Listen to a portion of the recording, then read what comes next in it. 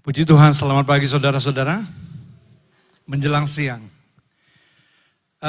Selamat mengikuti ibadah juga bagi saudara-saudara yang mengikuti ibadah ini secara live streaming. Nah, informasi kepada saudara-saudara, ibadah kita, ibadah yang pertama khususnya, kita tidak lakukan secara live streaming lagi. Kita fokusnya kepada onsite di tempat seperti saudara-saudara datang ke tempat ini. Nah, ibadah yang kedua ini kita masih selenggarakan ini secara online atau live streaming. Ya, puji Tuhan, saya akan bawakan judul buat saudara-saudara, dipilih Allah untuk berbuah bagi kemuliaannya. Dipilih Allah untuk berbuah bagi kemuliaannya. Kita baca bersama-sama judul ini. 1, 2, 3. Ya, dipilih Allah untuk berbuah bagi kemuliaannya. Ini dekat-dekat Natal, kita merayakan Natal. Tetaplah dengan penuh sukacita kita merayakan Natal. Meskipun kita merayakannya di tengah-tengah ketakutan, ya, di tengah-tengah kabar-kabar yang kita dengar, ini menakutkan. Ya, tapi biarlah kita merayakan Natal dengan penuh sukacita. Ya, tema Natal kita tahun ini sukacita di tengah ketakutan. Nah, Natal itu tidak ditulis tanggalnya memang, tetapi tidak ada salahnya kita merayakannya. Ya, tidak ada perintah juga di dalam Alkitab untuk kita merayakannya. Tapi tidak ada salahnya kalau kita pun ikut merayakannya. Kita mengenang momen, mengenang suatu peristiwa di mana Yesus itu pernah lahir ke dunia. Pernah menjadi manusia sama seperti kita. Ya, dia pernah merasakan seperti manusia.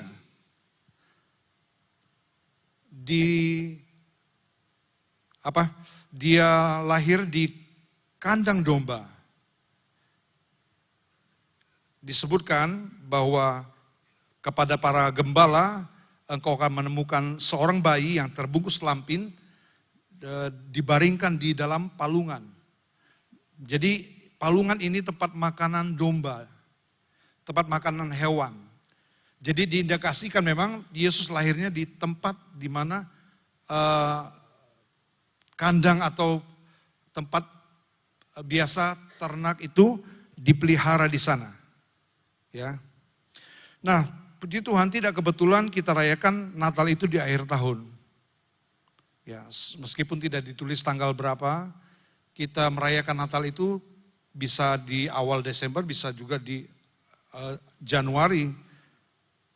Bahkan kalau kita merenungkan tentang Natal, di mana Yesus sesungguhnya lahir dalam kehidupan kita.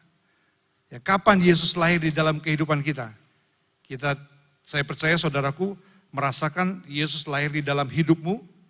Saya tidak tahu tanggalnya kapan. Jadi kita bisa merayakan Natal itu juga kapan saja.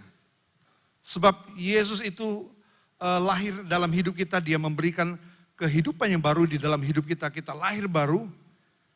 Itu bisa kita alami Natal itu kapan saja, setiap waktu.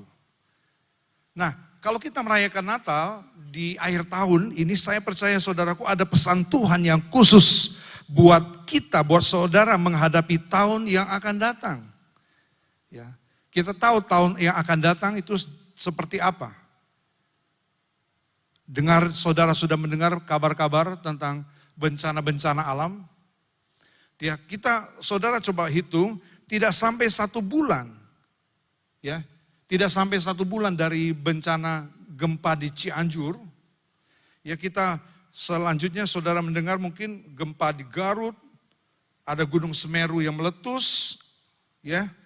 Ada gempa di bumi, ada gempa di Jember. Saudaraku, ya.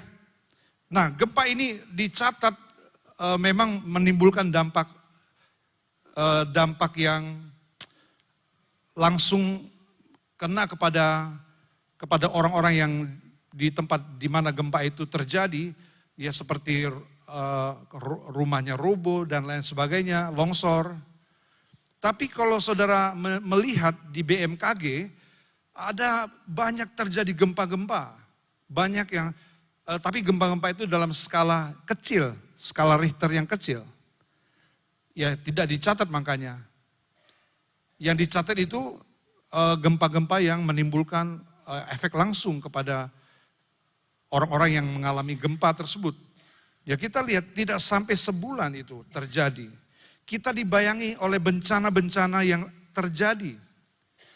Bahkan bencana-bencana yang akan terjadi. Ya kita tahu Bapak Gembala sudah jelaskan kepada kita meterai yang ke-6. Bencana global di mana-mana. Kita ini baru diperlihatkan sekilas yang akan terjadi di atas muka bumi ini. Wow. Tetapi meskipun demikian saudara-saudara, tetaplah bersukacita. Haleluya. Amin. Tetaplah bersukacita. Ini kita orang-orang beriman. Kita orang-orang percaya kepada Tuhan. Ya, berita seperti apapun yang datang di dalam kehidupan kita, kita hadapi dengan sukacita daripada Tuhan. Ya, Paulus di penjara, tapi dia dapat bersukacita. Ya, kita juga menghadapi apapun yang akan terjadi di atas muka bumi ini, tetaplah bersukacita. Karena sukacita kita tidak tergantung dari apa yang kita miliki, dari harta benda yang kita miliki. Sukacita sejati kita ada di dalam Tuhan Yesus. Ya. Nah, puji Tuhan saudaraku. Nah, ini pranatal ini saya akan membawakan tentang kisah Natal yang diambil dari silsilah Yesus Kristus. Kisah Natal ini ada orang-orang yang survive, ya, yang bertahan, dan dapat keluar sebagai pemenang, saudara. Mereka dapat bertahan, dapat melewati masalah hidup yang terjadi, walaupun masalah hidup itu berat, dan mereka keluar sebagai pemenang. Mereka penyintas, ya, mereka survive dan mereka dapat jalan keluar dan hidup mereka dimuliakan. Ya, hidup mereka dimuliakan Tuhan. Nah, pilihan Tuhan, ya kita percaya ini Tuhan memilih kita, semua dipilih untuk diselamatkan. Tapi saat ini kalau kita melihat, membaca tentang pilihan Tuhan, tentang orang-orang yang dipakai oleh Tuhan secara khusus. Ya, orang-orang yang dipilih secara khusus, menempati, diberikan kemuliaan secara khusus. Kita lihat orang-orang ini di pemandangan kita sepertinya tidak berlayak. Tapi di mata Tuhan mereka orang-orang yang akan dipakai Tuhan. Orang-orang yang dipakai Tuhan untuk menyatakan kemuliaannya. Ya, kita melihat Roma 9 ayat 15 tentang pilihan ini. Roma 9 ayat 15, sebab ia berfirman kepada Musa, aku akan menaruh belas kasihan kepada siapa aku mau menaruh belas kasihan.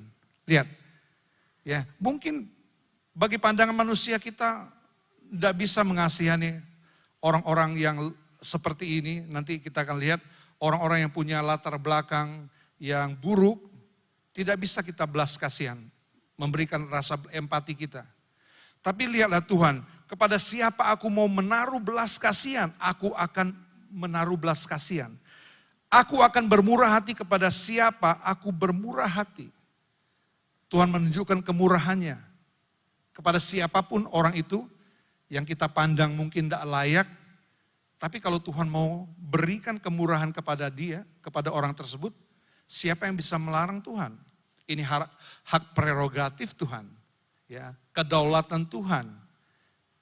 Nah, saudaraku sekalian, mari kita melihat di dalam kisah silsilah daripada Tuhan kita Yesus Kristus dari Matius 1 ayat 1 sampai 17. Di sini kita akan melihat ada 5 wanita. Saudara perhatikan, ada 5 wanita yang akan kita lihat. Ya, ada Tamar, ada Rahab, ada Ruth, ada Batsheba, ada Maria.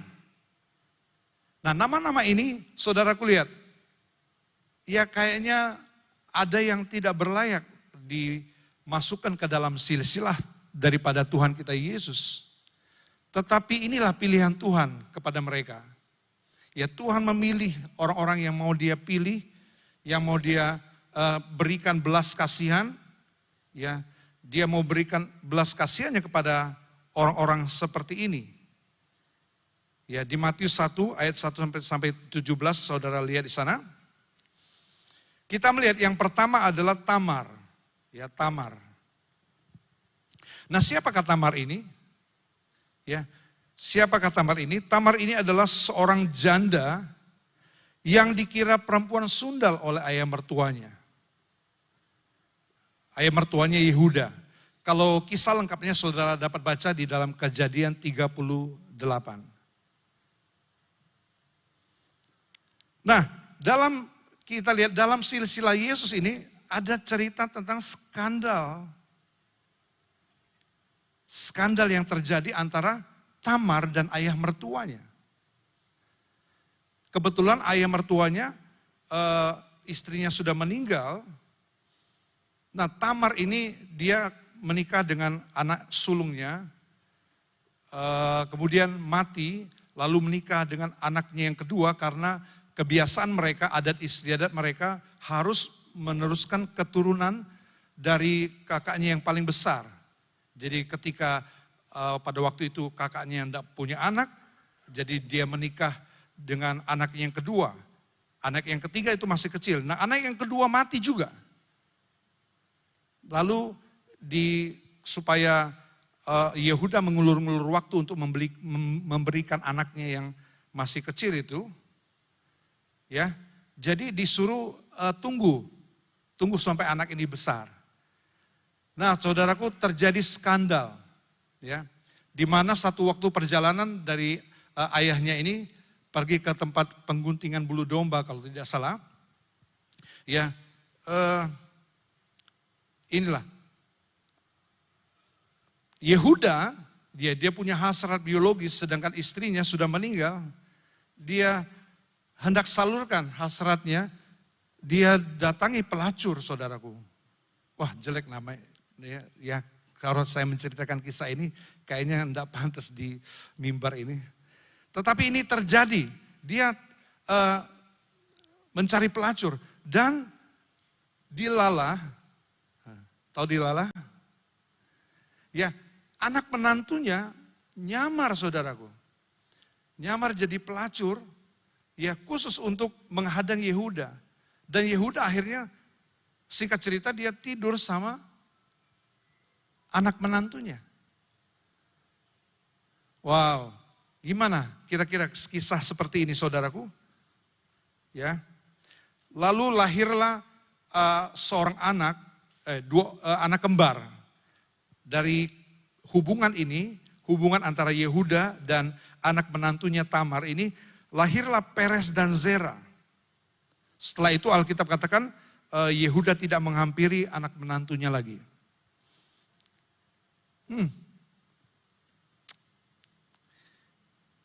Saudara, kalau kita baca di dalam Kejadian 38 ayat 26, di sini menyebutkan seperti ini. Yehuda memeriksa barang-barang itu lalu berkata, dia ngomong ini sama orang-orang yang menjadi saksi.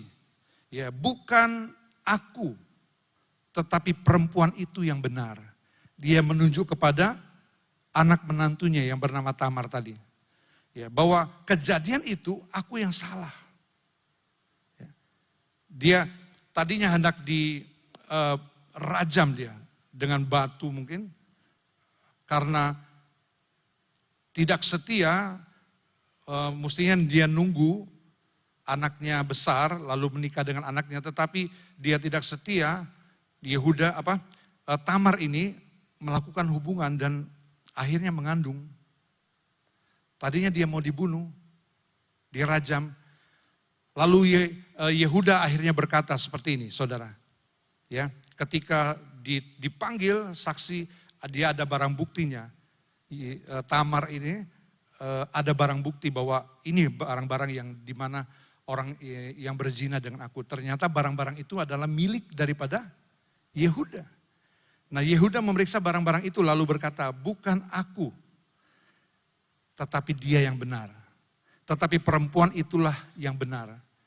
Jadi dari pengakuan inilah kita tahu ya bahwa Tamar ini seorang yang penuh pengharapan. Disebutkan dia a woman of hope, perempuan yang berpengharapan. Kenapa? Ya, dia harusnya ceritanya selesai sudah. Dia maksudnya selesai, dia habiskan hidupnya dengan menjanda sampai mati mungkin. Tetapi dari ini dia punya pengharapan bahwa keturunannya dia akan memiliki keturunan. Dan ternyata dia dapatkan ini dari ayah mertuanya. Ya, kedua anaknya namanya Peres dan Zera. Akhirnya Peres jadi silsilah, masuk ke dalam silsilah keturunan daripada Yesus, dalam silsilah Yesus. Dan nama Tamar ini tidak dihapus oleh penulis Injil Matius, dimasukkan nama Tamar ini.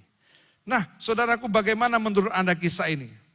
Saudara mungkin kaget ya, ada kisah kayak gini di silsilah, di daftar silsilah Yesus. Nah, belum lagi saudaraku, kita lihat yang kedua, namanya Rahab. Rahab ini adalah perempuan sundal dari Yeriko, ya. Perempuan sundal, wow, baru dengar aja, saudara sudah sinis sekali.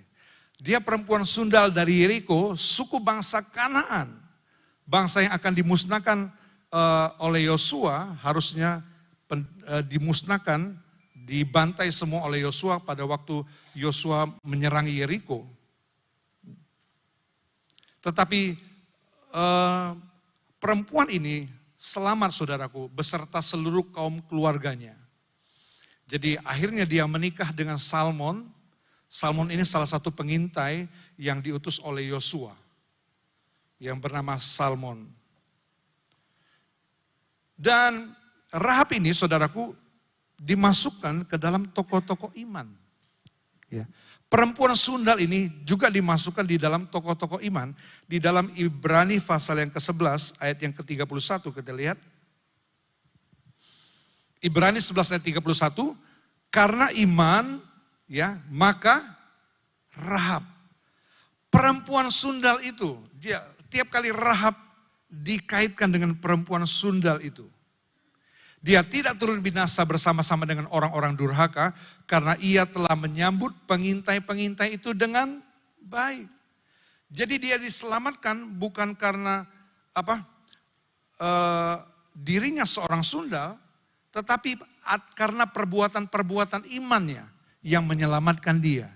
Alkitab katakan dia menyelamatkan, dia ambil resiko menyembunyikan kedua pengintai ini, resiko dari Raja Yeriko yang mencari-cari dua pengintai ini, dia ambil resiko, dia sembunyikan, dan akhirnya dia dalam perjanjian dengan dua pengintai ini, dia diselamatkan. Nah saudaraku, nama Rahab dimasukkan juga di dalam silsilah Yesus. Nama seorang wanita yang tidak baik-baik. Bagaimana kalau dengan kisah ini? Kalau seorang nama seorang, apalagi dikaitkan dengan profesinya, WTS, masuk ke dalam silsilah keluarga kita. Taruhlah ada neneknya, mungkin kalau sudah sampai nenek, padahal jauh ya antara nenek dengan kita, tapi kalau status nenek kita ini seperti bekas pelacur ini, ada di silsilah keluarga kita, malu nggak kita? Ya, sesuatu yang memalukan. Tapi justru inilah ya dimasukkan nama Rahab ini dalam daftar silsilah Tuhan kita Yesus Kristus.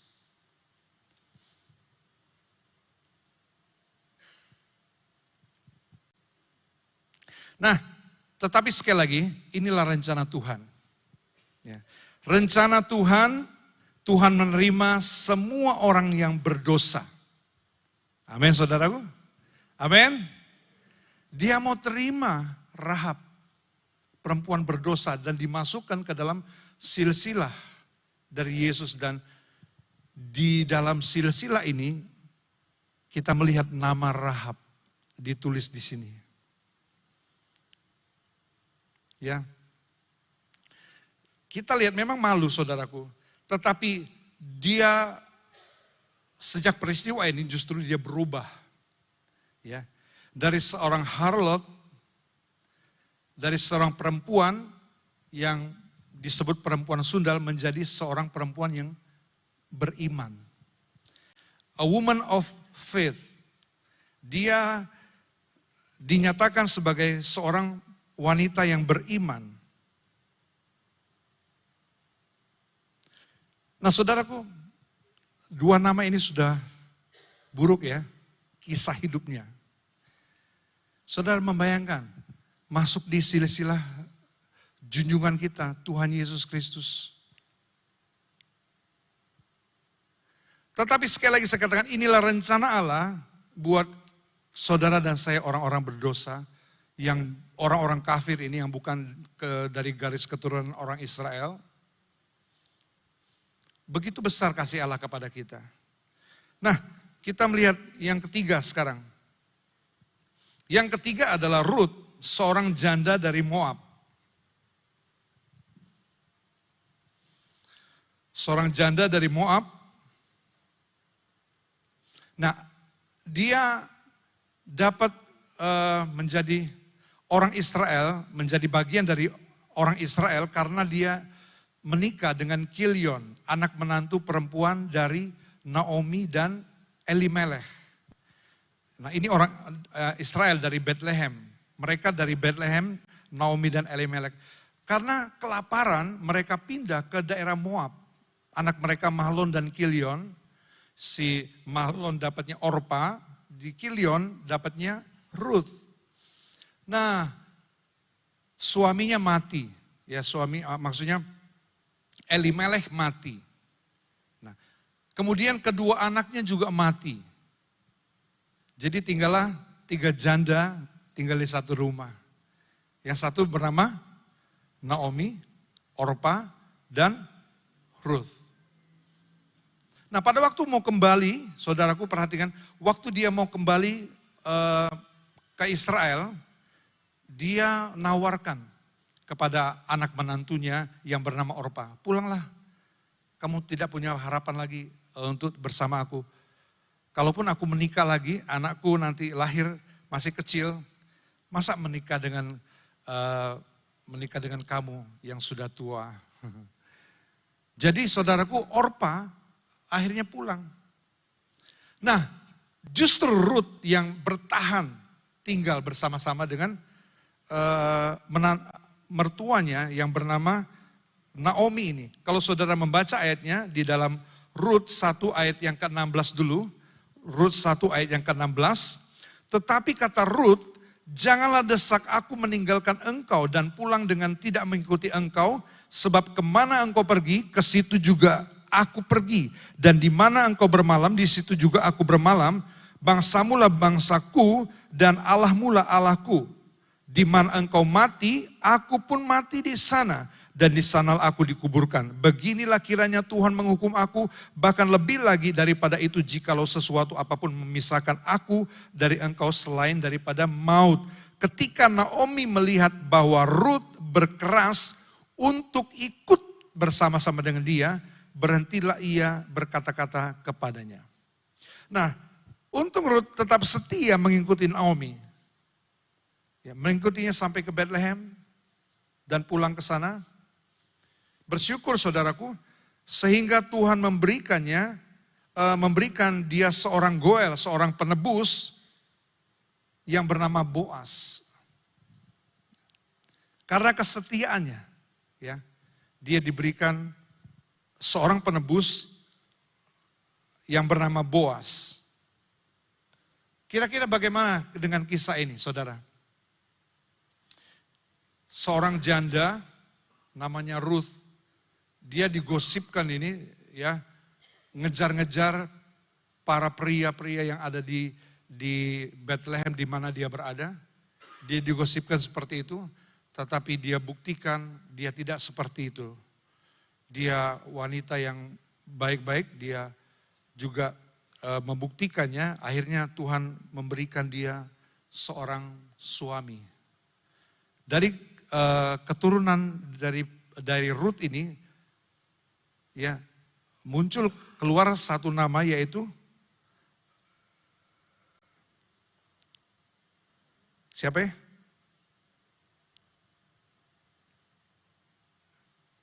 Ya, nama Obed, lalu nama Isai daripada Raja Daud, kita lihat ya.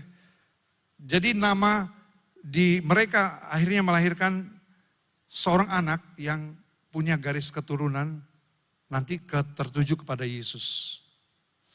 Nah, kira-kira bagaimana kisah ini, kisah Ruth ini? Ya, suatu kisah yang cukup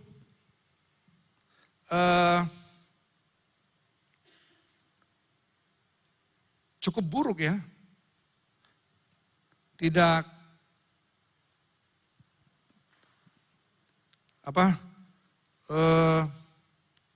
seolah-olah tidak pantas nama ini. Dia orang kafir. Dia bangsa Moab. Moab ini musuhnya Israel. Tetapi dia masuk bangsa Israel karena menikah. Kita mengucap syukur, puji Tuhan, ya, bahwa inilah gambaran daripada kita juga orang-orang Gentile, orang-orang kafir, ya, orang-orang yang bukan bangsa Yahudi. Karena dia bertahan, Ruth ini bertahan karena kasih. Ya, karena kasih. Dia disebut a woman of love. Dari salah satu penafsir, dia disebutkan a woman of love, perempuan yang mengasihi Tuhan. 3 nama sudah. Ya, Ruth itu nama orang kafir, suku bangsa Moab, janda lagi. Tapi nama ini dimasukkan ke dalam silsilah garis keturunan daripada Yesus. Ya, yang keempat adalah istri Uria yang bernama Batsheba.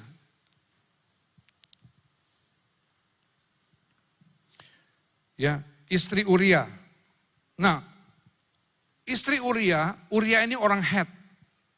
Kita tahu orang Het itu orang Amori, orang Yebus, orang Girgazi, itu keturunan Kanaan. Yang harusnya dimusnahkan oleh Yosua ketika mereka menginvasi,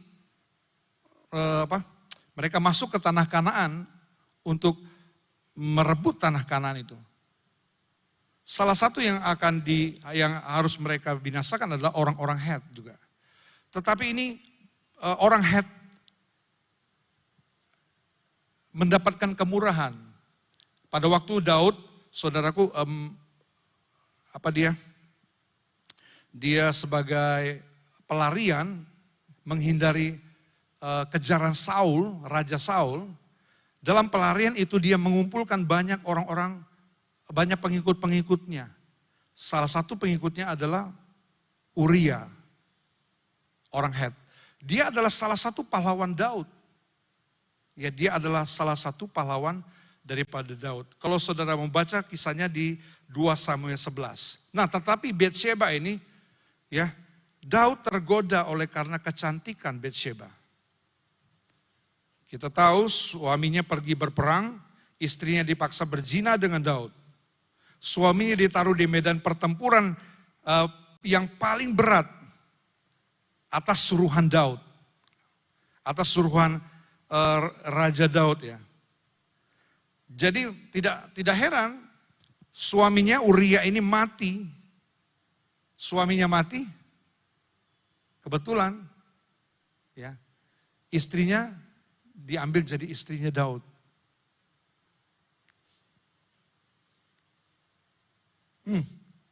Batsheba ada skandal dengan Daud. masuk ke dalam silsilah Yesus Kristus. Wow, bagaimana dengan kisah ini saudara? Bagaimana dengan kisah ini?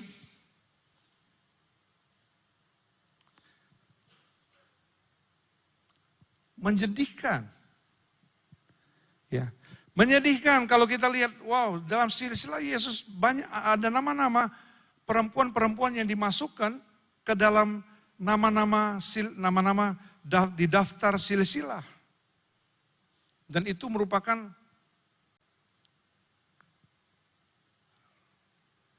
bagi kita kalau kita melihatnya dengan cara yang salah, ya, sebuah aib.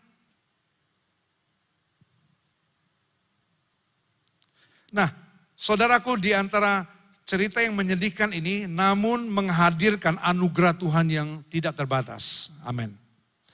Menghadirkan anugerah Allah yang luar biasa. Batseba diberi kepercayaan. Ya, diberi kepercayaan apa? Melahirkan 2 anak. Yang pertama namanya Salomo, yang kedua Nathan. Nah, dari garis keturunan mereka, ini Salomo garis keturunannya terus ke bawah, lahirlah Yusuf, suami Maria. Lalu Nathan, garis keturunan Nathan, ya terus kalau saudara membaca di Injil Lukas, ya, maka akan ketemu Maria. Luar biasa ya. Mereka dipertemukan di garis keturunan yang berbeda. Satu dari Salomo, satu dari Nathan, tetapi berujung terus ketemunya di dalam diri Yesus.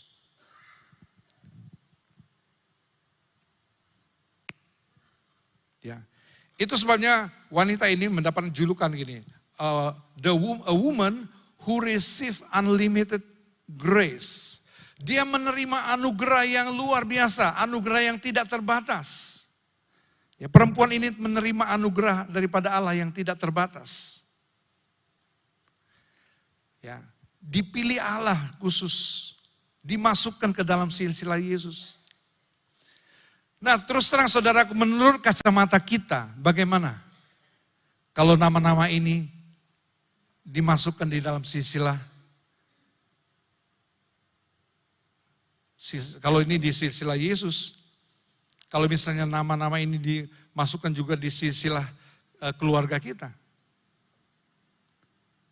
Wow, pasti sangat memalukan. Kalau bisa kita berusaha menutupi bahwa kita ini keturunan dari yang taruhlah keturunan yang tidak baik, saudaraku, lahir kita dari keturunan siapa?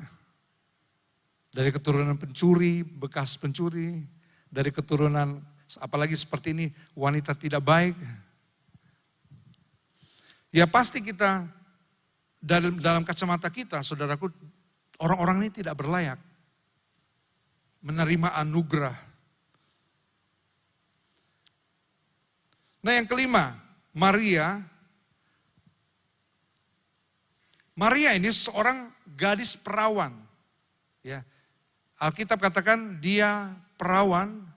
Dia seorang gadis muda, ya. Tetapi dia mengandung sebelum jadi pasangan suami istri dengan Yusuf. Kita sama tahu dia mengandung karena Roh Kudus, ya bukan? Ya, dia mengandung dari Roh Kudus, benih yang dikandung Maria itu dari Roh Kudus, bukan dari Yusuf, ya. Tetapi dari Yusuf itu garis keturunannya, diambil garis keturunannya saja, tetapi benihnya bukan dari benih Yusuf. Ya, benihnya itu dari benih Roh Kudus. Tetapi seorang ini, ya agak buruk juga kalau saya lihat. Dia mengandung sebelum menjadi pasangan suami istri. Ya. Ini kisahnya. Kisah yang menyedihkan, cerita ini tidak banyak diketahui oleh orang. Tidak diketahui oleh orang banyak saat itu. Dia hamil di luar nikah.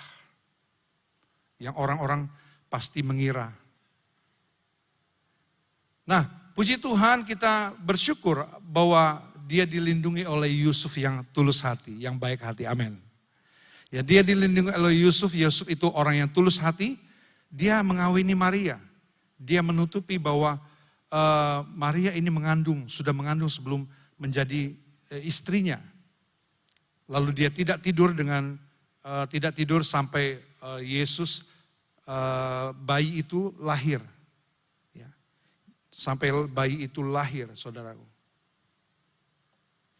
Nah, puji Tuhan, kita lihat ya, Yusuf harus mengungsi supaya orang banyak tidak curiga juga atas kehamilan daripada Maria. Dia menikah, kan biasa kan kalau menikah orang suka hitung-hitung ya, 9 bulan belum, betul nggak? Kalau misalnya dia menikahnya bulan 3, bulan Maret, sudah keluar bulan 8 misalnya, kan pasti orang curiga. Jadi dia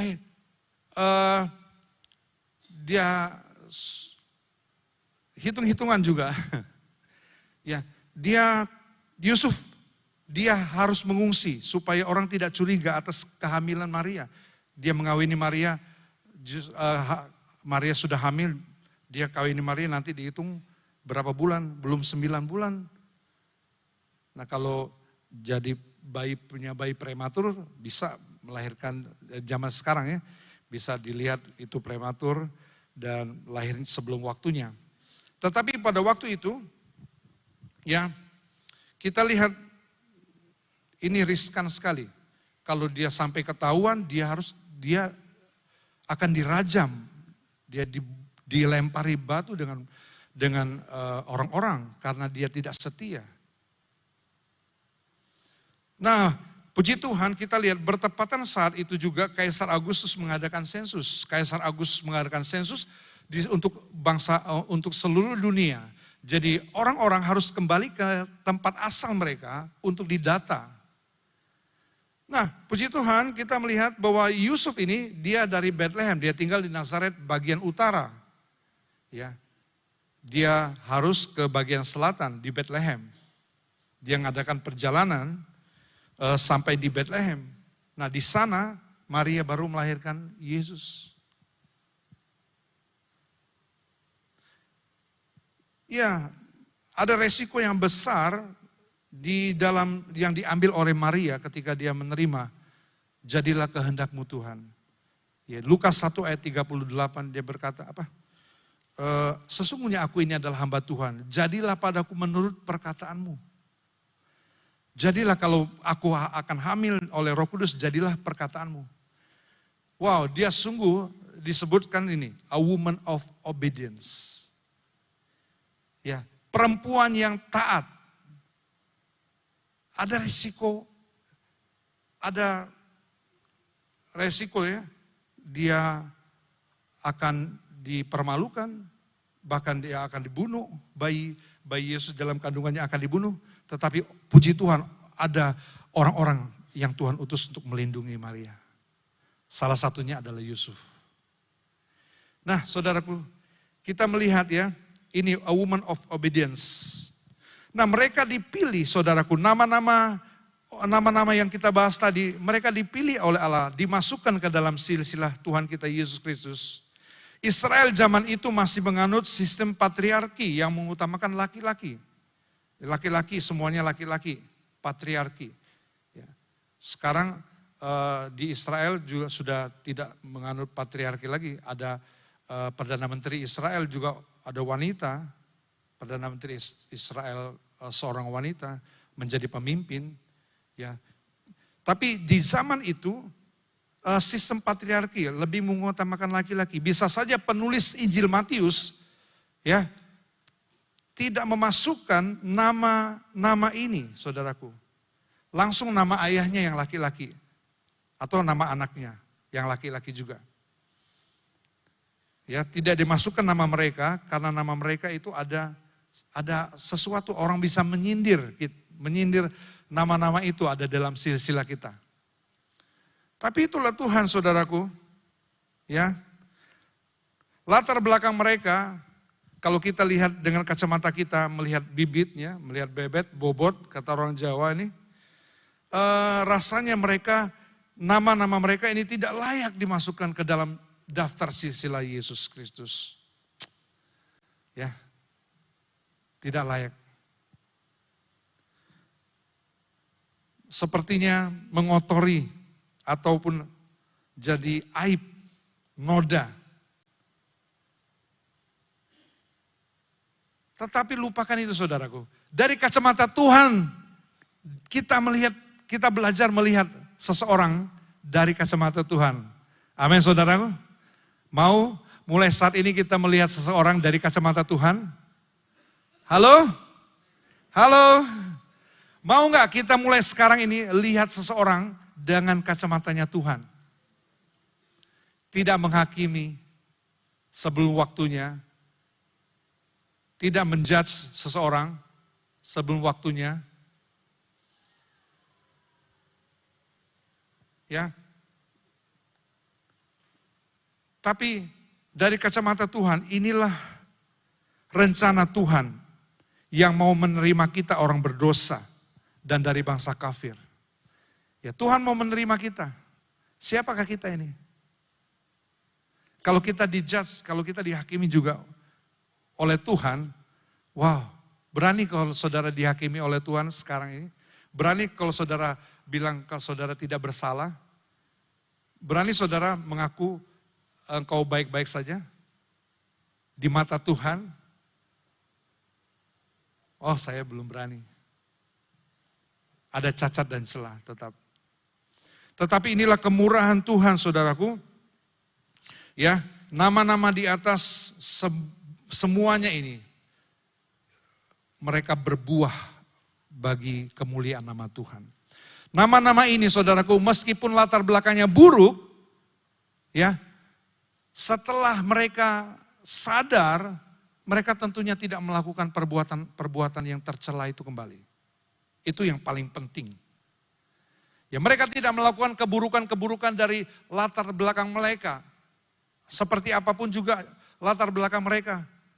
Mereka tidak lakukan lagi. Itu yang paling penting. Ya. Nama-nama mereka berbuah bagi kemuliaan Tuhan. Mereka hadir pada zamannya untuk berkarya bagi Tuhan. Ya, zaman Rahab, zaman Tamar, zaman Rahab, zaman Rut, zaman Betsheba, zaman Maria, itu beda-beda zaman. Tetapi mereka hadir berkarya bagi Tuhan. Itu yang paling penting. Jadi kita pun hadir di sini, di zaman ini. Apa karya kita bagi Tuhan? Itu yang paling penting saudaraku. Kita membuka di dalam Kisah Rasul 13 ayat yang ke-36. Kisah Rasul 13 ayat yang ke-36. Saya baca bagian A saja. Sebab Daud melakukan kehendak Allah pada zamannya.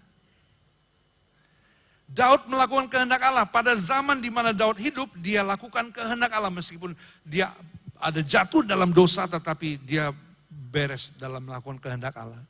Dan Allah katakan dia berkenan, Daud berkenan di hatiku.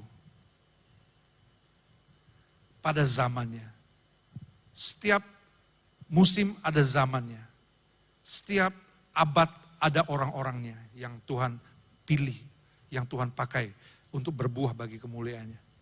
Setiap zaman ini. Maukah engkau dipakai bagi alat di dalam tangan Tuhan bagi kemuliaannya? Zaman ini, maukah engkau dipakai oleh Tuhan? Ya, kita melihat coba. Di Yohanes 15 ayat yang ke-16,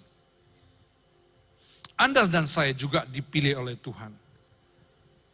Ayat 16, bukan kamu yang memilih aku, tetapi akulah yang memilih kamu. Amin. Kita baca sama-sama ayat ini. 2, 3. Bukan kamu yang memilih aku, tetapi akulah yang memilih kamu.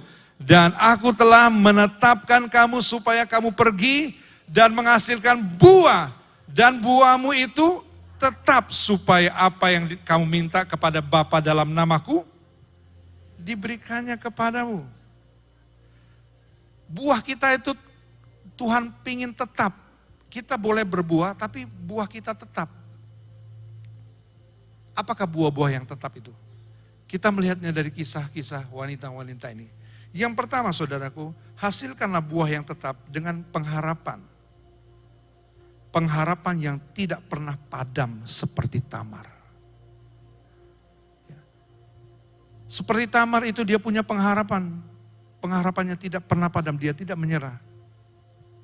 Ya, dia tahu harus melakukan seperti apa. Dan pengakuan dari ayahnya tadi, Yehuda, dia yang benar, aku yang salah. Saudaraku, kita lakukan ini dengan konsisten. Kalau saudara lakukan ini, saudara terus punya pengharapan meskipun tahunnya akan datang penuh dengan kesulitan. Seperti apapun kesulitan yang saudara hadapi. Kalau saudara tidak menyerah dengan pengharapan yang ada pada dirimu, saudara tetap tinggal dalam pengharapan, saudara akan jadi berkat. Saudara akan punya pengaruh yang besar bagi orang-orang di sekitarmu. Terus lagi, punya apa? Dengan iman, punyalah iman yang semakin kuat seperti Rahab. Memang dia perempuan sundal, tetapi dia punya iman yang semakin kuat. Seperti Rahab. Milikilah iman yang semakin kuat. Mantap saudara. Menghadapi goncangan seperti apapun juga, saudara tidak akan tergoncang. Janji firman Allah, saudara menerima kerajaan yang tidak tergoncangkan. Iman saudara tidak akan tergoncang, saudara. Kalau iman saudara tidak tergoncang, percayalah, saudara akan jadi panutan orang lain. Saudara akan menjadi inspirasi bagi orang lain. Kenapa iman anak Tuhan ini tidak pernah tergoncang? Semakin kuat justru. Ya, milikilah kasih yang terus menyala seperti Ruth. Kasih kita kan kadang-kadang berubah. Itu sebabnya kita tidak bisa diteladani. Kasih itu pastikan terus menyala. Tetap konsisten kita mengasihi. Ya, bukan karena keadaan kita mengasihi seseorang, bukan karena situasi. Tetaplah kita mengasihi. Kalau saudara tetap mengasihi berdiri dengan kasih yang teguh, saudara akan jadi teladan. Lakukan itu dengan konsisten, saudara akan jadi pengaruh. Saudara akan berbuah. Bersyukurlah buat anugerah yang tidak terbatas seperti Betsheba.